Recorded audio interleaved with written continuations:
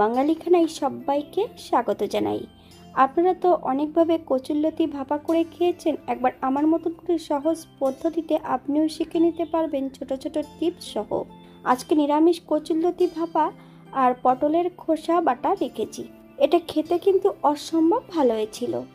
তবে আমি আজকে এখানে পটলের খোসা কিভাবে বাটলাম আর নিরামিষ কচুরলতি ভাপা, চলুন সেটা একবার দেখে নেওয়া যাক ভিডিওর মাধ্যমে। আশা করছি আজকের ভিডিওটি ভালো লাগবে। সকল বন্ধুদের কাছে অনুরোধ করছি সম্পূর্ণ ভিডিওটি দেখার। এখানে আমি প্রথমে পটলের খোসা বাটা তৈরি করব। পটলের খোসা বাটার জন্য বেশ কিছুটা পটলের খোসা আগে থেকে ধুয়ে বেশ পরিষ্কার করে রেখেছি।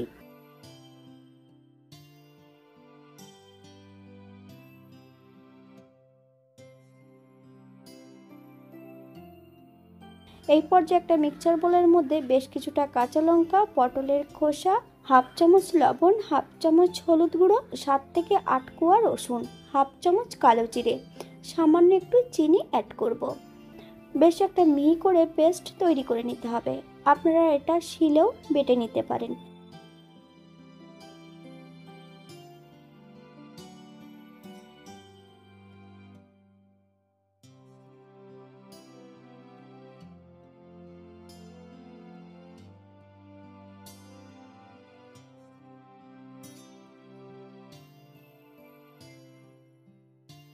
একটা কড়াইতে বেশ কিছুটা সরষের তেল অ্যাড করব। তেল গরম হওয়া পর্যন্ত অপেক্ষা করতে হবে।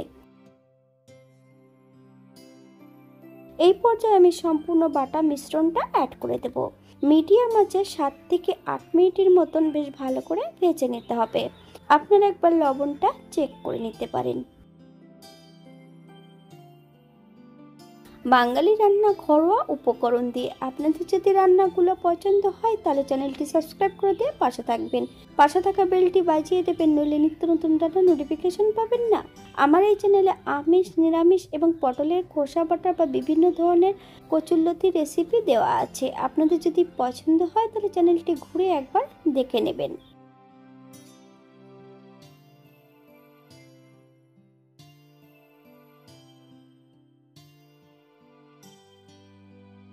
আপনারা একবার স্ক্রিন থেকে ফলো করবেন।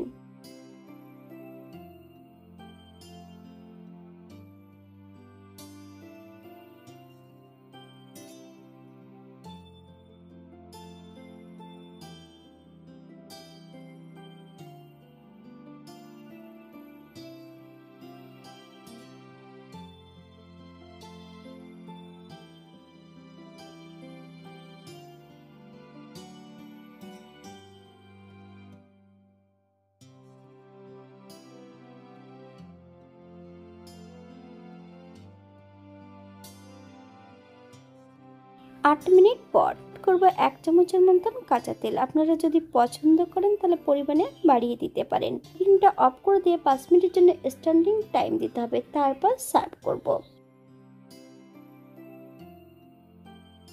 এটা দেখতে যেমন ভারী সুন্দর হচ্ছে, এটা গরম ভাতে খেতে কিন্তু অসম্ভব ভালো হয়েছিল। আপনারা বাড়িতে একবার একই পদ্ধতিতে বানিয়ে নেবেন। যারা নিরামিষ খাবেন তারা রসুনটা বাদ দিয়ে এখানে পোস্ত অথবা নারকোল অ্যাড করতে পারেন। নারকোল, সর্ষে, পোস্ত দিয়ে এটা নিরামিষভাবে তৈরি করা যাবে।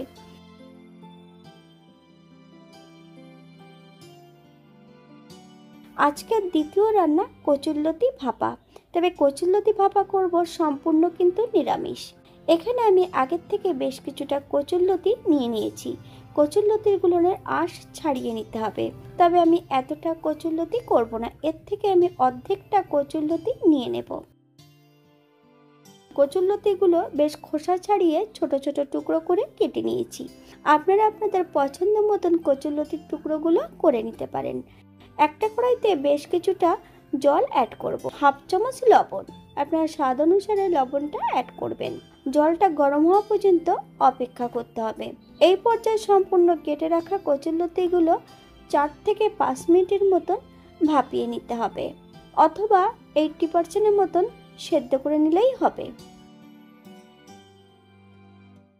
এখানে আমি বেশ কিছুটা মশলা বেটে নেব।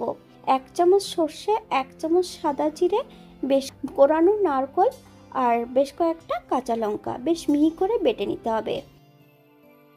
সম্পূর্ণ মশলাটা বেটে নিয়েছি।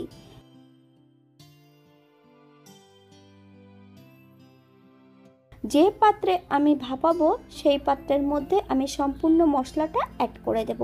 হাফ চামচ হলুদ গুঁড়ো, বেশ কিছুটা কাঁচা সর্ষের তেল, বেশ ভালো করে মিশিয়ে নিতে হবে।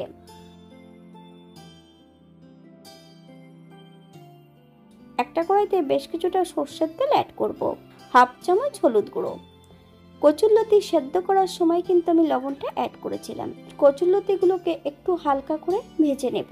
4 থেকে 5 মিনিটের মতন মিডিয়াম আঁচে ভেজে নিলেই হবে।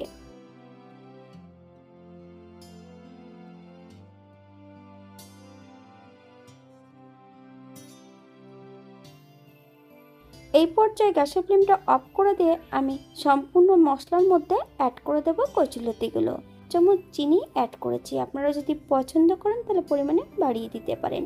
মশলা ধোয়া বাটি থেকে সামান্য একটু জল অ্যাড করেছি, এটা আপনারা যদি পছন্দ করেন তাহলে পরিমাণে বাড়িয়ে দিতে পারেন। এখানে আমি নিরামিষ কচুরলতি ভাপা করেছিলাম, আপনারা যদি পেঁয়াজ রসুন পছন্দ করেন তাহলে অ্যাড করতে পারেন। আমি এখানে যে উপকরণগুলো অ্যাড করেছিলাম আপনারা সেগুলো কম বেশি করে নিতে পারেন, তবে অনেকে নারকেল যদি পছন্দ না করেন এখানে পোস্ত বাটাটা অ্যাড করতে পারেন। এখানে আমি বেশ কিছুটা ফালি দিয়ে কাঁচা লঙ্কা অ্যাড করেছি, আপনারা যদি পছন্দ করেন তাহলে পরিমাণে বাড়িয়ে দিতে পারেন। সামান্য একটু কাঁচা তেল দিয়ে এটা আমি ঢাকা লাগিয়ে দেব। টিফিন বক্সের ঢাকাটা আমি লাগিয়ে দিয়েছি।